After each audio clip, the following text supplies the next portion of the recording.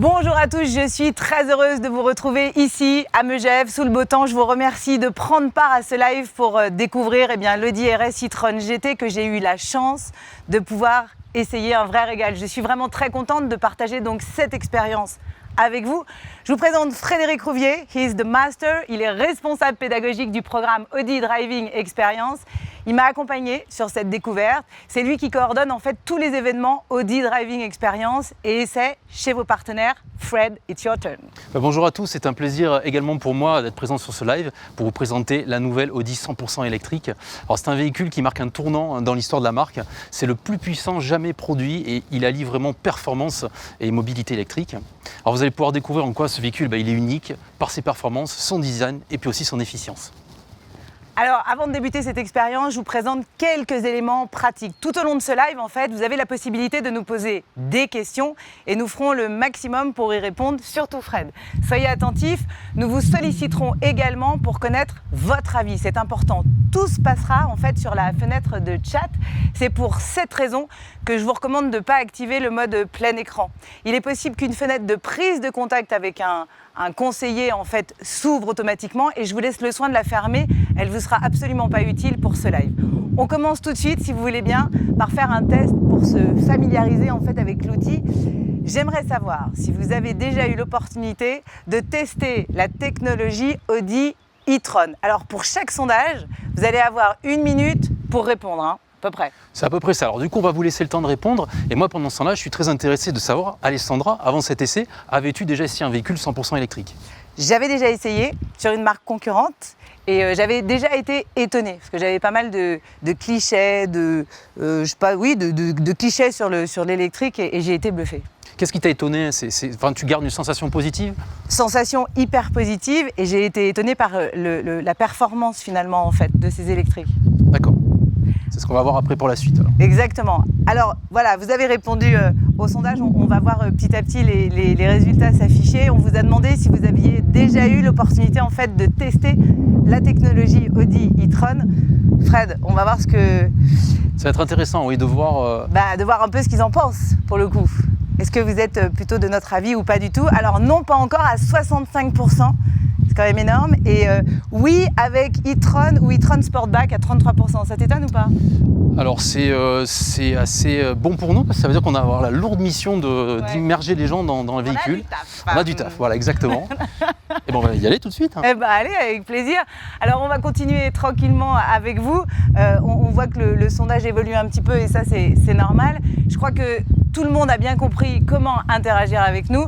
Je te propose, Fred, et je propose aussi à vous qui nous regardez, qu'on débute ce live en revenant sur ma découverte du véhicule. Un petit bijou.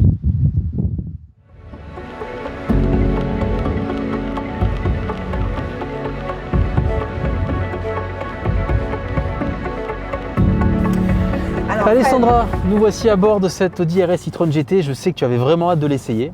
Donc, alors déjà, la première chose, c'est que tu te retrouves à bord d'une Audi. Hein. Comme tu peux le constater, tu es dans un environnement que tu connais. Exactement.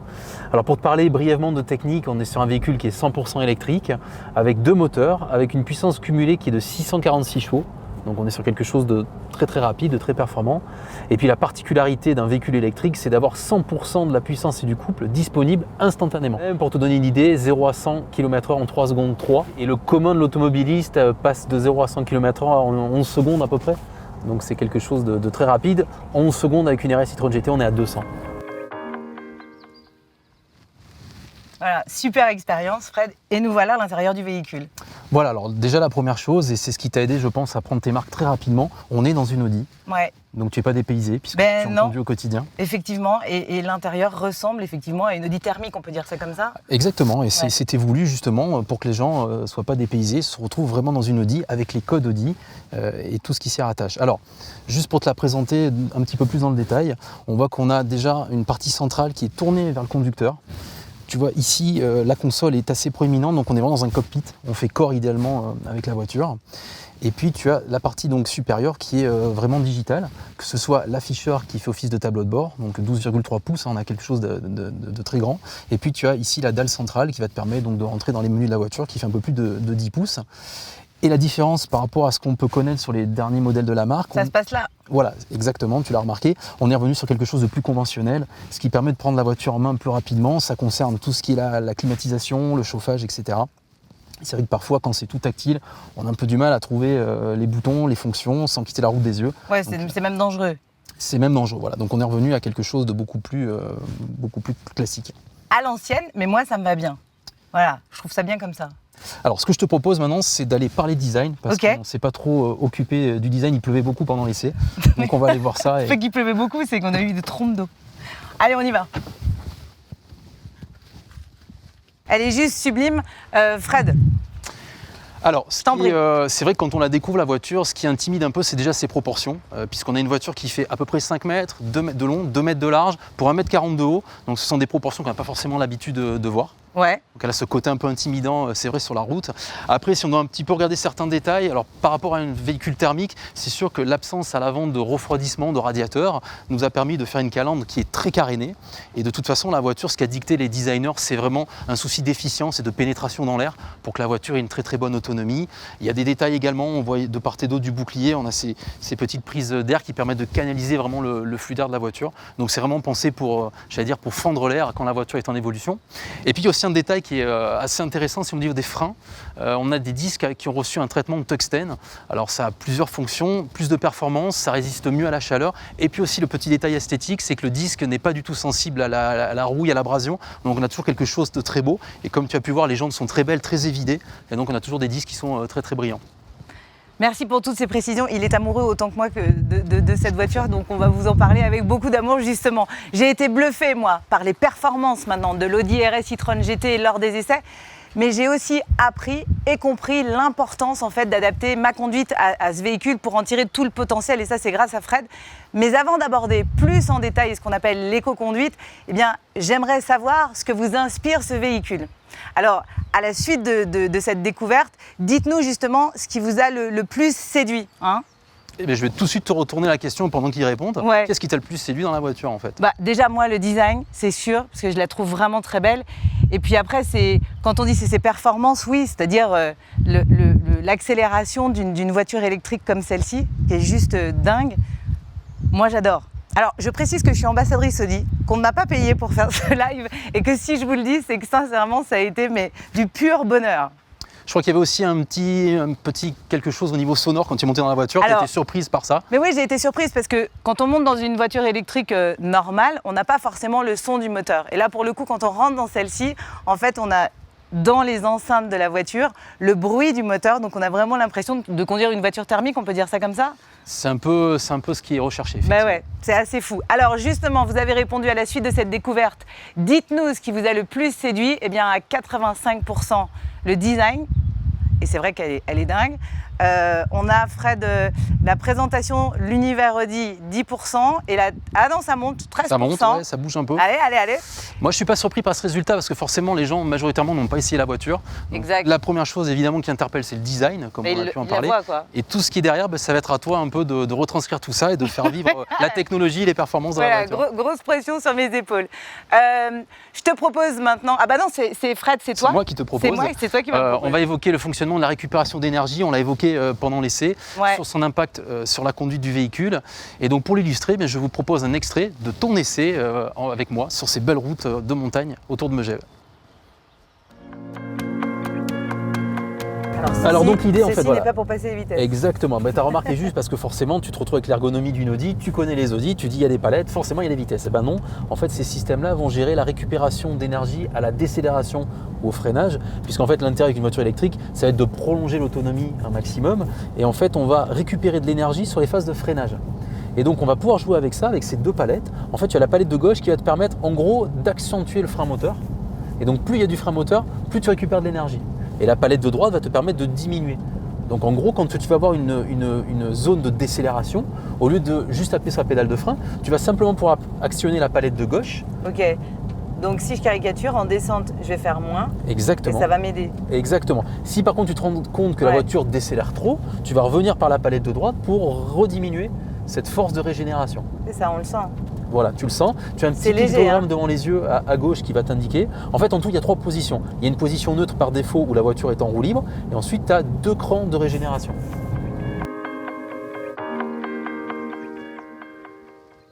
Alors, c'était un petit peu la conduite pour les nuls. Et oui, Quel c'est la petit moment de transition solitude. pour parler de nos fameuses palettes qui t'ont Eh posé oui. tant de problèmes pendant l'essai. Parce que, alors, on va pas le cacher, tu Non. conduis comme beaucoup de gens, avec une main sur le volant, très détendu. Voilà, Hyper comme ça. exactement. J'ai pas osé le dire, mais oui. Je me suis fait reprendre toutes les 5 minutes, hein, je vous le dis direct. Alors, on va laisser la sécurité de côté, mais Ouais. l'avantage de conduire avec les 2 mains sur le volant, alors, outre la sécurité, c'est 9h15. qu'effectivement, à 9h15, tu as directement les palettes qui sont de part et d'autre du volant. Ces Exact. fameuses palettes qui te permettent donc de régénérer et donc d'augmenter l'autonomie. Alors Fred, je précise un truc, c'est que moi quand tu m'as présenté ces palettes, j'étais convaincue que c'était les vitesses. Parce que tu connais Audi, effectivement, c'est ce qu'on voit dans Ouais. la séquence. Oui, c'est la même position que les palettes de vitesse, mais là, ça gère la régénération. Donc, pour le rappeler, on en a parlé, la palette de gauche va te permettre donc d'augmenter le frein moteur, donc la régénération. Et Voilà. la palette de droite va te permettre de diminuer, de retourner une voiture qui va faire de la roue libre, en fait. Alors en fait, moi je l'ai compris après, parce que les mots de Fred sont parfois techniques, mais en gros quand on est en descente, si on veut freiner, on appuie un peu sur moins. Exactement. Voilà. Et quand on a envie d'accélérer, eh ben, c'est le plus qui nous permet de le faire finalement. Exactement, de libérer la voiture. C'est ça. Voilà, et ça, tu le retrouves donc sur le tableau de bord, tu vois, face à toi. Quand tu vas appuyer sur la palette de gauche, Ouais. pour qu'on le voit bien à l'image. Comme Donc ça. voilà, on a ce petit curseur qui va descendre, qui va t'indiquer quand il descend qu'on est en position régénération. Et inversement, quand tu diminues à droite, ça va remonter pour revenir sur le mode roue libre, où la voiture donc roule sans aucune résistance. Et toi qui connais bien cette voiture, tu me disais un truc très juste, tu me dis à la fin, on conduit presque juste qu'avec ça. Exactement, quand on anticipe bien, on touche quasiment plus la pédale de frein et on est juste avec les palettes. C'est Et ça. on prolonge l'autonomie de la voiture, ce qui est quand même très, très intéressant sur un véhicule électrique. On est d'accord. Alors, ce que je voulais te faire voir aussi, c'est sur l'afficheur central, il y a quand même des informations qui sont propres à un véhicule électrique. Alors, tu as vu que sur le tableau de bord, on avait l'autonomie restante en kilomètres, et puis ici, tu vas retrouver ce qui te reste en fait de pourcentage dans la batterie.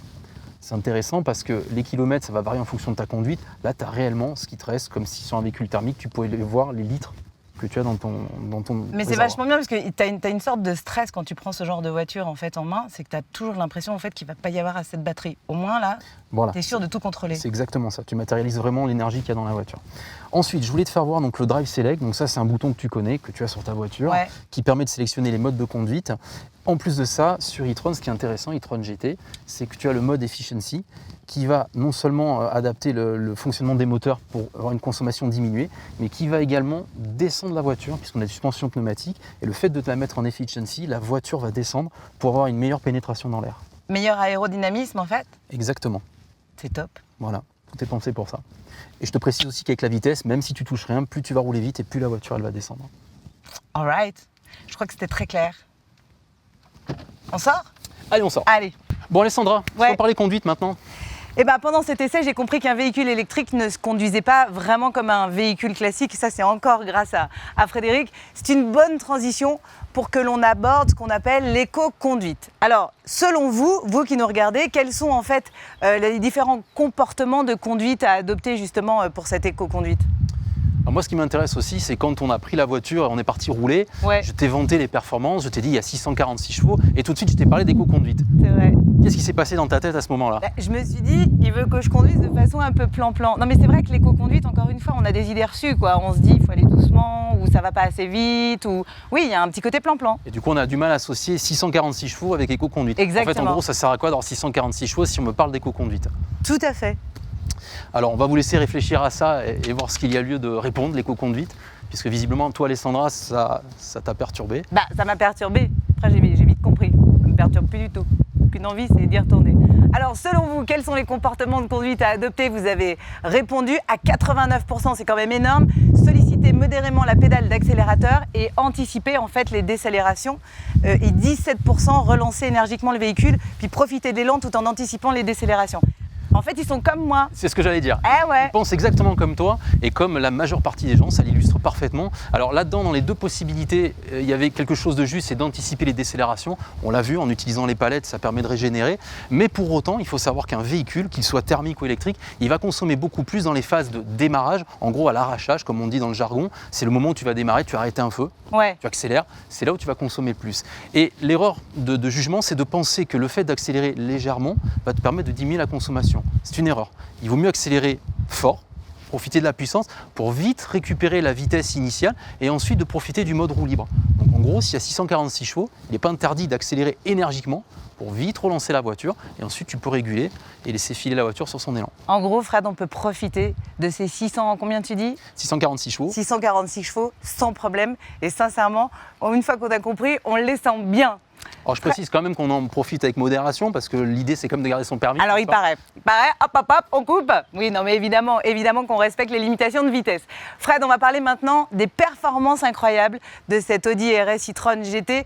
J'avoue que j'ai été surprise, je vous l'ai dit, et la seule façon que vous en rendiez compte, c'est que vous regardiez ça.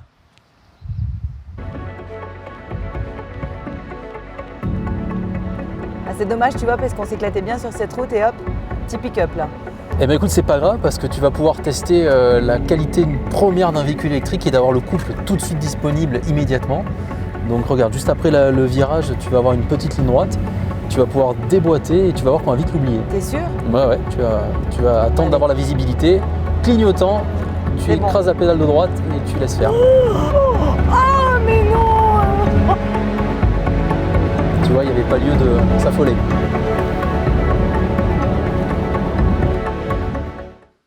Alors, ce n'est pas fin car je ne suis pas actrice, mais vous avez pu le constater effectivement dans ma réaction lors de l'accélération. C'est juste bluffant, c'est hallucinant, on a l'impression d'être dans une fusée. Il y a un réel effet de surprise par rapport à ce que l'on peut vivre avec un véhicule thermique, il faut être très honnête. Le couple et la puissance sont instantanément disponibles. Et ça, c'est fou. Sincèrement, tu mets n'importe qui dans cette voiture, tu t'y attends pas. Alors justement, comme je sais que tu es motarde, donc Ouais. tu as l'habitude de la vitesse, tu as déjà roulé avec des véhicules de la gamme RS, donc des véhicules qui accélèrent fort. Est-ce que déjà tu avais ressenti, dans tout ce que tu as pu conduire avant, à 2 ou 4 roues, une telle accélération, une telle poussée? Eh ben non, elles ont de la puissance. Mais quand tu accélères vraiment, tu n'as pas cette poussée que tu as dans cette voiture-là. C'est juste hallucinant. C'est bluffant comme on le dit, c'est même surprenant. Mais Frédéric Rouvier était à mes côtés. N'est-ce pas? Non, alors on va revenir après sur la performance, mais il y a une chose aussi qui était importante, et on l'a vu à l'image, c'est qu'on avait un temps exécrable pendant Oui, cet essai. ça, je Et donc, confirme. on avait une association quand même de routes un petit peu piégeuse, avec beaucoup de virages, route de montagne, on l'a dit. Ouais. Ce temps qui était un peu compliqué, et malgré tout, je ne t'ai pas vu verser une seule goutte de sueur tout au long de cet essai. Non. Preuve que la technologie et la sécurité dans la voiture est aussi à mettre en avant, parce qu'on parle de performance, certes, mais ce qui nous intéresse aussi, c'est d'avoir un véhicule qui est très sécurisant. Et là, je pense qu'on ne pouvait pas faire mieux pour mettre en avant ça. Non, c'est vrai. C'était les pires conditions et je me suis sentie comme dans un cocon. Frédéric. Alors, moi, je voulais juste ajouter, puisque tu as fait l'analogie avec les véhicules thermiques, Ouais. c'est vrai que par rapport à un véhicule thermique, le véhicule électrique a 100% du couple et de la puissance qui sont disponibles instantanément. Donc, si on doit comparer avec un véhicule thermique, et je fais allusion à ce que tu as pu conduire même en gamme RS, les premiers mètres, en gros, tu laisses tout le monde derrière, c'est certain. C'est ça, Alors c'est après, dingue. le véhicule thermique, en fonction de ses performances, va combler son écart, voire même va distancer la RS e-tron GT. Mais c'est vrai que, en gros, tu fais la loi quand tu pars au feu rouge avec ce genre de voiture. Et même Frédéric qui connaît cette voiture par cœur, à chaque fois qu'il le fait, t'es le premier à me dire c'est fou, ça part, mais d'un coup. Alors la présentation touche maintenant à sa fin, Frédéric, et avant de passer à la session des questions-réponses, j'aimerais savoir, petit sondage, si cette découverte de l'Audi RS e-tron GT vous a séduit. Est-ce que ça vous a donné envie de découvrir la gamme? Eh ben, c'est à vous. Alors, il y a une petite question. Bonjour Alessandra, quelle est votre première impression en montant à bord? Première impression, on a vraiment l'impression d'être dans un cocon, d'être protégé. Elle a vraiment une allure un peu sportive, donc on a l'impression d'être au volant d'un gros bolide. Non mais sincèrement, et on s'y sent bien. Et c'est vrai qu'on l'a dit tout à l'heure, le tableau de bord, tout ça, vous qui connaissez la gamme Audi, on n'est pas dépaysé. Souvent l'électrique, c'est beaucoup de boutons, c'est des gros écrans. Là, sincèrement, on n'y voit que du feu. Je suis sûre que si je vous fais monter là, et que je ne vous dis pas que c'est une électrique, vous ne le devinez pas. Alors, on a le résultat des sondages. Frédéric, je te laisse les commenter. Alors bah oui, cette découverte de l'Audi RS e-tron GT vous a donné envie de découvrir la gamme à 97%. Voilà, mission Donc, réussie. Au revoir à tous. Elle était bon. Ouais, mais non, mais c'est super chouette. Moi, je suis contente. Tant mieux si vous avez bu. Alors, attendez. Elle existe en 2 portes, Fred. Alors non, elle n'existe pas en 2 portes. C'est une grande tourisme, donc un coupé avec 4 portes. Ouais. On aura la gamme de prix. Alors la gamme de prix, oui, c'est déjà disponible sur le site audi.fr. Voilà. Alors juste, il y avait une question, attends, sur l'autonomie, c'est intéressant ça, parce que c'est une des premières questions que je t'ai posées moi. Oui, forcément. Alors, quand on parle de véhicule électrique, il y a l'autonomie, c'est certain. Alors, le véhicule est homologué pour un peu plus de 470 km selon la norme WLTP, qui est la norme d'homologation. Mais il faut savoir, sur mon expérience personnelle, je roule avec la voiture, pour venir ici à Megève, en roulant sur l'autoroute à 130 km/h, le régulateur de vitesse, la musique, la climatisation, je fais 380 km d'autonomie, donc ce qui est quand même énorme. Ouais. Alors, Fred. Alors, on a aussi pas mal de questions concernant la configuration donc, de la voiture. Donc ça, je vous invite vraiment à aller sur le site audi.fr pour avoir toutes ces informations. Parce qu'évidemment qu'on peut la configurer comme toutes les voitures qu'on connaît Audi en fait. Exactement, voilà. Ouais. Y a aucun, tout est disponible et c'est la meilleure option pour vraiment voir tous les packs, tout ce qui est disponible avec la voiture. Moi, ce que je voulais dire, c'est qu'en attendant de connaître donc, toutes vos réponses, ceux qui ont pas eu l'opportunité d'essayer la gamme Audi e-tron, sachez que vos partenaires sont disponibles pour vous la présenter et puis bien sûr pour vous la faire essayer. Par ailleurs, n'hésitez pas à rejoindre le programme MyAudi pour participer à nos événements Audi Experience. Alors, ce sont des rendez-vous qui sont conçus sur mesure pour vous offrir une découverte des modèles de la marque et leur performance sur circuit, sur route, voire même en off-road. Je vous laisse aussi nous faire part de vos impressions. Par contre, ça c'est très important, via le questionnaire qui va s'afficher dans la fenêtre chat. Vos impressions pour nous, elles sont très précieuses, qu'elles nous permettent de vous proposer des événements qui répondent vraiment à vos attentes. Mais oui. On va voir justement encore certains résultats. Utilisez-vous concernant les batteries la technologie graphène? Wow! Alors là, on a des gens qui commencent à être. C'est quoi la technologie graphène? Alors c'est des batteries. Et là, on parle de batteries liquides. Et puis là, on est le graphène. Donc on va partir sur des batteries solides. Ouais. C'est des batteries qui arriveront très prochainement, qui ne sont pas encore présentes sur le véhicule. Ce sont des technologies qui sont en constante évolution. Donc pour répondre vraiment, non, pas encore, mais ça arrivera très prochainement. Alors, merci pour cette présentation, mais en vrai, quelle est la réelle autonomie de ce véhicule? Fred y a répondu tout à l'heure, 430. Alors oui, mais en fait, ça va dépendre de la conduite déjà qu'on a, ça va dépendre du profil d'utilisation, est-ce qu'on fait que de l'autoroute, est-ce qu'on fait de la route de montagne, de la ville? Donc l'autonomie est de plus de 470 km. Là, je vous ai donné un exemple sur l'autoroute, mais sachez qu'en faisant les bons gestes, on peut vraiment s'approcher de l'autonomie qui est homologuée. Alessandra, comment est venue votre passion pour l'automobile? Il n'y a pas vraiment eu de déclic. Moi, j'ai toujours aimé l'auto, j'ai toujours aimé la course, la vitesse évidemment, mais plutôt sur circuit. Et j'ai toujours aimé conduire. Moi, je peux faire des bornes et des bornes en voiture. Puis alors, avec celle-ci, je pense que je pourrais faire un tour de France. La montagne et l'électrique sont-ils vraiment compatibles? Ça, c'est pour toi, Fred. Oui, alors ça, c'est une question qui est intéressante parce que là, derrière, je lis deux choses. C'est le fait de monter avec un profil donc, de côte. La deuxième chose, c'est le froid qui a un impact forcément. Alors, monter, bah oui, forcément, plus on va monter, mais un véhicule thermique, ça va être la même chose. On va monter, on va consommer plus. Sauf que la logique, c'est qu'une fois qu'on est monté, il va falloir redescendre. Et qu'avec un véhicule électrique, quand on descend, mais pour le coup, on met en mode roue libre, on consomme absolument plus rien, voire même on régénère quand on a une bonne utilisation des palettes. Et ensuite, la deuxième chose, c'est le froid. On fait tous l'analogie avec notre smartphone de dire dès qu'il fait froid, la batterie, forcément, on perd l'autonomie, se détériore. Oui, il faut savoir qu'en fait, dans un véhicule, dans l'Audi RS e-tron GT, les batteries, le pack de batterie est idéalement tempéré. C'est-à-dire quand il va faire trop chaud, on va refroidir. Quand il va faire trop froid, on va réchauffer. Ce qui permet qu'en fait, on va avoir une durée de vie dans le temps qui va être bien supérieure à ce qu'on peut avoir avec nos smartphones. Et deux, ça va être beaucoup moins sensible au froid que là aussi le smartphone. Donc ça, la réponse est claire, c'est oui.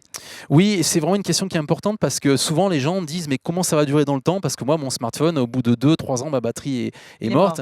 Alors je vais parler juste un peu technique, tu m'excuses 2 minutes, mais il faut savoir que les batteries, il y a du lithium. Et le lithium, en fait, fonctionne à peu près, la température idéale, c'est 25 degrés. Et il faut savoir qu'un smartphone, il est rarement à 25 degrés. Pourquoi? Parce qu'on l'a souvent dans la poche.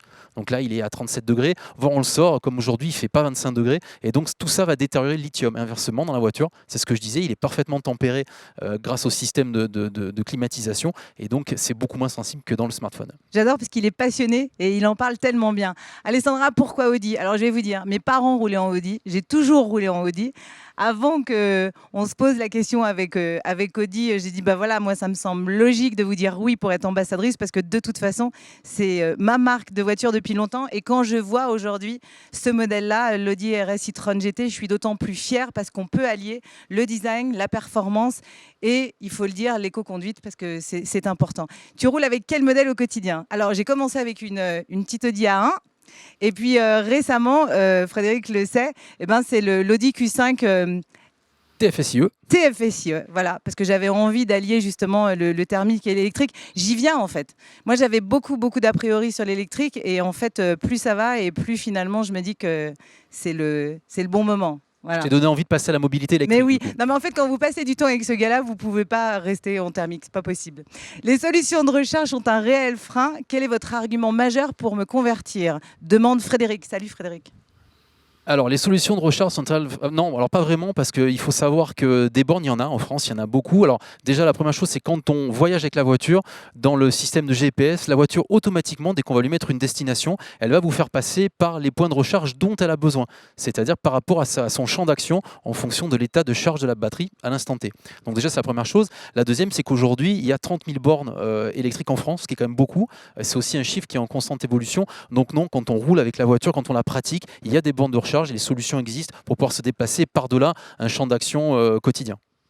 C'est important. Si je m'inscris à MyAudi, Alessandra, j'aurai la chance de te rencontrer. Bien sûr, écoutez, je vais rester sur le parking ici toute la journée. Je vous attends. Non, plus sérieusement, oui, de toute façon, je suis dans les parages. Je suis dans les parages avec Frédéric d'ailleurs. On fait pas mal d'événements ensemble. Et je m'étais inscrit à MyAudi du coup pour te rencontrer aussi. C'est ça, ouais. Et oui, même sous la pluie, 646 chevaux, ça pousse fort. Ah bah Pascal, je te confirme que quand j'ai vu les conditions météo qu'on allait avoir, je me suis dit, ah, je suis dégoûtée, je vais pas avoir les bonnes conditions justement pour en profiter. Et en fait, ça n'a pas fait la différence. Hein. Je peux me permettre un peu de technique encore 2 minutes. Non, voilà, il faut savoir que la voiture a une transmission quattro, mais e-quattro, c'est-à-dire que tout est géré par les moteurs électriques et ça permet de réguler vraiment parfaitement ce qui peut passer au sol. Et donc, il n'y a aucun patinage et pour autant, la voiture s'arrache. En vrai, ça n'a rien changé. Quand on a accéléré sous la pluie, on n'a pas senti une seconde en fait ce patinage dont tu parles. Est-elle très silencieuse? Ah, alors à l'intérieur, encore une fois, je répète, ils ont remis en fait dans le système. Alors moi, je vous le dis avec mes mots. Après, vous demanderez à Frédéric, mais on entend en fait comme si les moteurs se mettaient en route. Donc c'est assez dingue. Et à l'extérieur, on a l'impression que c'est un vaisseau spatial qui passe, non? Oui, voilà, c'est un bruitage qui est un peu obligatoire pour prévenir les piétons de la présence du véhicule. Mais oui, elle est silencieuse. Et j'ajuste, je vais encore parler technique. Non, mais oui. Il y a du double vitrage dans la voiture parce qu'en fait, le défi technique pour un véhicule électrique, c'est qu'on entend tous les bruits puisqu'il n'y a plus de bruit de moteur qui couvre. Et donc, les ingénieurs ont vraiment mis l'accent sur le fait d'insonoriser au mieux l'habitacle pour profiter justement de cet univers très ouaté. Non, mais c'est hyper agréable. Quid du renouvellement des batteries avec tarif, idem pour les futurs acquéreurs en occasion? C'est une très bonne question parce que je vais vous dire, je l'ai posée à Fred, ça. Alors là, malheureusement, j'ai la beauté en touche. Non, je n'ai pas de tarif à vous communiquer. Et, les batteries sont garanties, mais je n'ai pas de tarif. Existe-t-elle en 5 places? Elle est 5 places. Mais ouais, elle est 5 places. Elle n'existe pas en fait en 2 portes. Non, alors elle est 5 places, elle est réellement 5 places. C'est-à-dire que la voiture peut paraître exiguë au niveau de l'habitacle, mais on a vraiment la place pour 5 adultes. Est-ce que vous avez d'autres questions? N'hésitez pas, puisqu'on est en plein live pour découvrir cette Audi RS e-tron GT. Super ambassadrice, Alessandra. Ok, thank you. L'invite est lancé pour le Tour de France en Audi GT e-tron. Sinon, bienvenue au Luxembourg aussi. Non, mais sérieusement, avec cette voiture-là, bien sûr, je peux venir jusqu'au Luxembourg. Je vous embrasse, Pascal. Est-ce qu'on a d'autres petites questions? Vous parliez du bruit intérieur reproduisant le bruit du thermique. Est-ce bluffant? Alors moi là, je vous réponds tout de suite, Stéphane. Ça l'est, c'est même hallucinant puisque quand, j'allais dire quand on démarre, mais non, mais on entend en fait, on a vraiment l'impression que les moteurs sont là, quoi. Ah, bah, c'est un peu quand on démarre parce que ça prend vie en fait quand on appuie sur le bouton Start pour démarrer la voiture et en fait c'est indexé sur la position de l'accélérateur. Donc ça suit vraiment le mouvement, vous accélérez et le bruit va s'amplifier. Ouais, alors je rajoute juste que c'est pas genre les gros moteurs un peu bourrins. C'est bien fait, je vous assure. Ils ont réfléchi, sincèrement, ça vaut le coup de monter dans cette voiture et de l'essayer pour que vous compreniez ce que je vous dis. Quel est le couple? Je te laisse répondre parce que je te l'ai dit. Non, attends, arrête. Non. Alors le couple sur la RS e-tron GT, il est de 830 Nm, mais ce qu'il faut savoir, c'est 830 Nm dès 1 tour minute, si je puis m'exprimer. C'est-à-dire que dès que vous écrasez l'accélérateur, vous avez ce couple qui est quand même pharaonique. C'est du délire même. Oh, j'adorerais refaire rien que ça. Si un jour vous avez l'occasion de rencontrer Frédéric Rouvier, vous lui dites est-ce que je peux faire cette petite expérience avec toi? Quand est-elle disponible pour essai? Bruno nous demande. Eh bien, elle est déjà disponible dans le réseau. Le réseau l'a reçue, donc vous pouvez aller et l'essayer sans problème. Exactement. Le Quattro est le même que sur e-tron ou plus avancé, Corinne nous demande. Alors, on va dire que technologiquement, c'est le e-quattro, ça va être la même chose. Par contre, là, il peut être plus sportif, voire plus sécurisant. C'est-à-dire qu'en fait, on peut envoyer 100% du couple à l'arrière ou à l'avant. Donc, pour soit avoir une voiture qui est efficiente, soit une voiture qui est sécurisante, soit une voiture qui est sécurisante et sportive. Les deux, mon capitaine. On avance toujours. Si vous avez des questions, n'hésitez pas à les poser. Alors, on embrasse Corinne évidemment avec Fred. Est-ce que ça touche à sa fin? Ah non, le système informatique est-il protégé contre le piratage? Ah, Oui. c'est pas mal ça, j'y aurais pas pensé, tiens. Bien évidemment, parce qu'en plus, il y a des fonctions, on n'en a pas parlé, mais on peut garer la voiture via l'application depuis le smartphone. Donc vous vous doutez bien qu'on ne peut pas laisser la possibilité à quelqu'un de prendre la main et d'emmener la voiture un peu plus loin. Mais c'est bien ce que tu viens de dire, parce que je t'avais posé la question, en fait, il y a une petite appli, et si on rentre, tu le disais, dans un box, par exemple, où on n'a pas la place de sortir, et ben, il suffit à moins d'1,50 m, c'est ça que tu disais? Voilà, c'est-à-dire qu'en fait, sur l'application Mayody, je l'ai dit tout à l'heure, la voiture fait 2 mètres de large, donc c'est quand même très large. Ouais. Et souvent, on arrive, on se dit, mais si je me gare, je peux plus ouvrir la portière. Et donc là, tu n'as qu'à descendre de la voiture, et via l'application Mayody, tu vas garer la voiture qui va rentrer toute seule. Et inversement, quand tu vas devoir la sortir, tu ressors la voiture et tu peux monter dedans. J'adore. Julien Saint-Terret nous demande, existe-t-elle en break? Salut Julien. Non, Julien, c'est la seule carrosserie qui est disponible sur la voiture. Voilà, une réponse claire et nette de Frédéric Rouvier. Est-ce qu'il y a d'autres questions? Nous, on en prend. On est heureux de vous répondre. Évidemment, si vous nous rejoignez, on est là, à Megève. N'hésitez pas. Ben oui, n'hésitez pas. Devant cette magnifique Audi RS e-tron GT, eh bien, ça touche à sa fin. Donc, alors, il y a quand même, je l'ai dit tout à l'heure, mais vraiment, j'insiste, Ouais. tout ce qui concerne vraiment les packs disponibles au niveau de la finition, les coloris, vraiment, je vous invite à aller voir sur le site le configurateur audi.fr et vous pouvez vous configurer la voiture de vos rêves. Alors, avant de nous quitter, sachez que j'ai tellement été séduite par ce véhicule, c'est moi qui l'ai demandé. J'ai réalisé ma configuration en fait sur le site audi.fr. Je vous invite d'ailleurs à vous y rendre afin de configurer l'Audi RS e-tron GT de vos rêves. N'hésitez pas. Ce live touche à sa fin. Je tiens à vous remercier évidemment d'avoir participé. C'est toujours un grand plaisir pour moi de partager ma passion de l'automobile et puis d'accueillir toute la communauté Audi à Megève. Je remercie aussi toutes les équipes qui nous ont aidés à faire ce live. À Frédéric, évidemment, Rouvier, qui est juste le maître absolu. Et faire des essais à ses côtés était juste un pur bonheur. Je vous souhaite à toutes et à tous de continuer à vivre de très, très belles expériences Audi. Merci et à très bientôt. Salut.